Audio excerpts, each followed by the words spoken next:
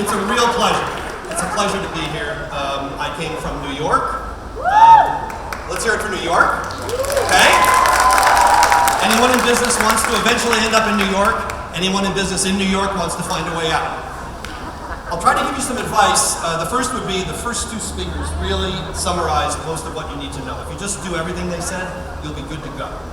I've only met a half dozen of you face to face for more than a 5-minute conversation. But what I realized is that each person I met here was unique. You're all here for a similar reason, but each person was unique.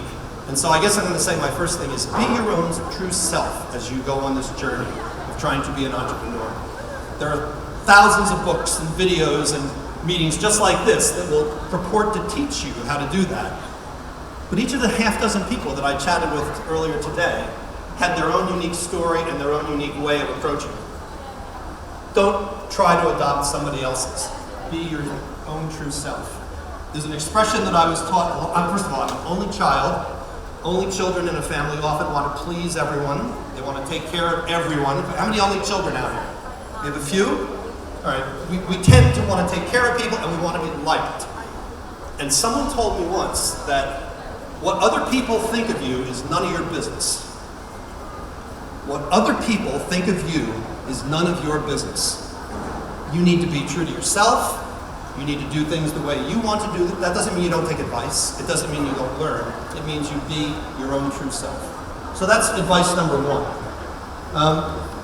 This is an incredible network, and you're not going to get to meet everyone who is here.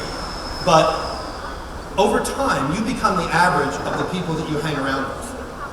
The people that you spend time with, whether it's your family, your business associates, whatever, these are the people who become a part of your persona.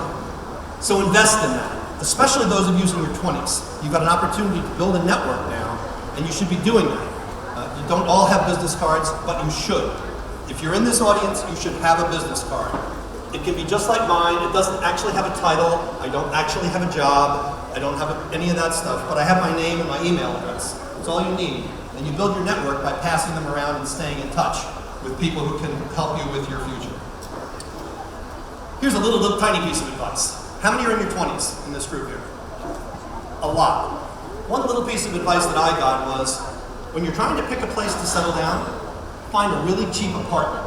Something really, really cheap that you don't even want to go home to. So disgusting, get roommates. Roommates are really good because then you'll never want to come home. The advantage of this is you'll stay out in the world building your network. It's a huge advantage, and you'll have money to save because you won't be spending it all on your rent. I'm going to say, we've talked a lot about change here, and I want to close on the idea of being a leader for change. And I'll tell you a story. I was a trustee for many years. I'm still a trustee at Cornell University, and the chairman of our board of trustees was a guy named Pete Minnick, who died a couple of years ago.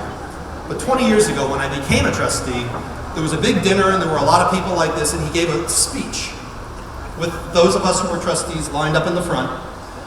And he said, I've been a volunteer at Cornell for a long, long time. And the thing that has amazed me and that has inspired me to spend all the time and money I have here is that I have never once asked a Cornellian to do something as a volunteer for Cornell where they said no.